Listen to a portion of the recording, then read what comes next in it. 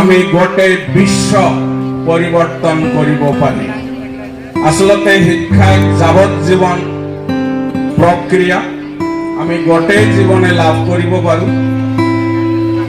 আৰু এই শিক্ষা আগ্ৰহ, যেনেকুৱা শিক্ষা লাভ কৰিলে জ্ঞান লাভ কৰিবা, জ্ঞান লাভৰ বাবে আগ্ৰহৰ প্ৰয়োজন, আগ্ৰহ থাকিব লাগিব। যি আগ্ৰহৰ গতি তোমালোকৰ একেবাৰে মন্থৰ। যি হওক,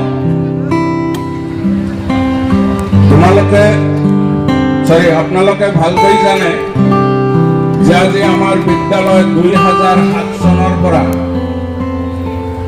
আমাৰ এইখন বিদ্যালয়ৰ ছাত্ৰ ছাত্ৰীয়ে হাইস্কুল শিক্ষান্ত পৰীক্ষাত অৱতীৰ্ণ হৈ আছে।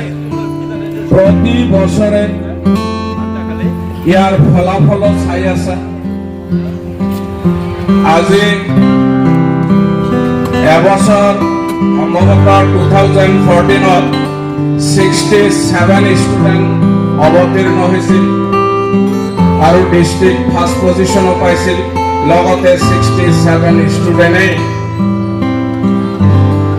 প্ৰথম শ্ৰেণীত অৱতীৰ্ণ হ'বলৈ সক্ষম হৈছিল।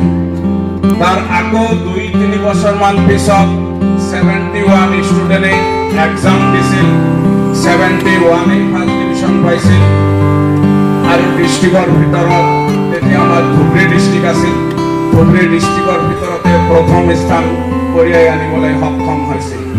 সেইকাৰণে মই আশাবাদী, আমাৰ শিক্ষকসকলৰ তৰফৰ পৰা মই যত পৰণাস্তি চেষ্টা কৰিছোঁ আমালোকে, যাতে তোমালোকৰ যিখিনি পাঠ্যক্ৰমৰ ওপৰত বিশদভাৱে জ্ঞান দিব পাৰোঁ।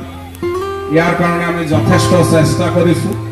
সময় তাকৰ আগতে 14 মাহৰ পিছত মেট্ৰিক পৰীক্ষা অৱতীৰ্ণ হৈছিল। এতিয়া মাত্ৰ তোমালোকে ষ্টাডি সময় পোৱা মাত্ৰ 8 মাহ, যাৰ কাৰণে আমাকো খৰধৰ কৰি আমি কোৰ্চখিনি শেষ কৰি দিব লাগে। তোমালোকৰ কাৰণে যথেষ্ট টান হৈ পৰে কোৰ্চখিনি শেষ কৰোঁতে। সেইকাৰণে যথেষ্ট তোমালোকে পৰিশ্ৰম কৰিব লাগিব, অধ্যয়নত মনোনিৱেশ কৰিব লাগিব। এতিয়া যিহেতু ক্লাছ নাই, প্ৰতিটো ছাবজেক্ট সকলোৱে ঘৰত ৰুটিন বনাই ল'বা, যাতে প্ৰতিটো ছাবজেক্ট 2 ঘণ্টা কৰি ষ্টাডি কৰিলে আমি ইনশাল্লাহ এইটো গ্ৰান্টি দি ক'ব পাৰি আমাৰ কোনো ষ্টুডেণ্টে 75ৰ তলত পাৰ্চেণ্ট নাহে।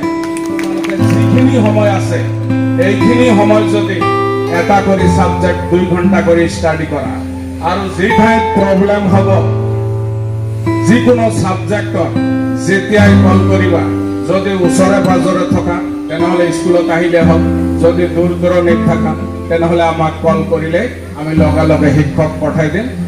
যি ছাবজেক্টৰ শিক্ষক কনচাৰ্ণ টিচাৰ আমি পঠাই দিম, তোমালোকৰ প্ৰব্লেমখিনি যাতে চল্ভ হৈ যায়। আৰু এইখিনি সময়ছোৱাত আমিতো এতিয়াই দেখা পাইছোঁ যি অৱস্থা, সকলোৱে ধৈৰ্য সহকাৰে ঘৰত বহি যাবা, যাতে বাহিৰত অনাহক ঘূৰি নুফুৰিবা। যদি সময় অপব্যৱহাৰ কৰা তেনেহ'লে শেষত কিন্তু কান্দিলেও এই সময়ও ঘূৰি নাহে, এই ৰিজাল্টো নাহে, এই 10ম শ্ৰেণীও। সেইকাৰণে প্ৰতিজন ষ্টুডেণ্টৰ উজ্জ্বল ভৱিষ্যত আছে। আজি আমি ইয়াৰ পৰা তোমালোকক বিদায় দিয়া নাই, তোমালোকক এটা ৰাস্তা আমি দেখুৱাই দি আছোঁ, ভৱিষ্যত উজ্জ্বল ৰাস্তা, জীৱনৰ উজ্জ্বল এটা পথ, যি পথেৰে আগুৱাই গ'লে তোমালোকৰ জীৱন সুখময় সৌন্দৰ্যময় হ'ব। আমি এইখিনিয়ে কামনা কৰিছোঁ। আৰু সৰ্বশেষত আমি 10ম শ্ৰেণীৰ ছাত্ৰ ছাত্ৰীসকলৰ সুসাজু, যাতে সকলোৱে ভালদৰে এইকেইটা দিন ঘৰত পঢ়া শুনা কৰি নিজৰ উজ্জ্বল ভৱিষ্যত গঢ়ি তুলিব পাৰে, এইখিনিয়ে কৈ মই মোৰ এই চমু বক্তব্য জৱনিকা পেলাইছোঁ।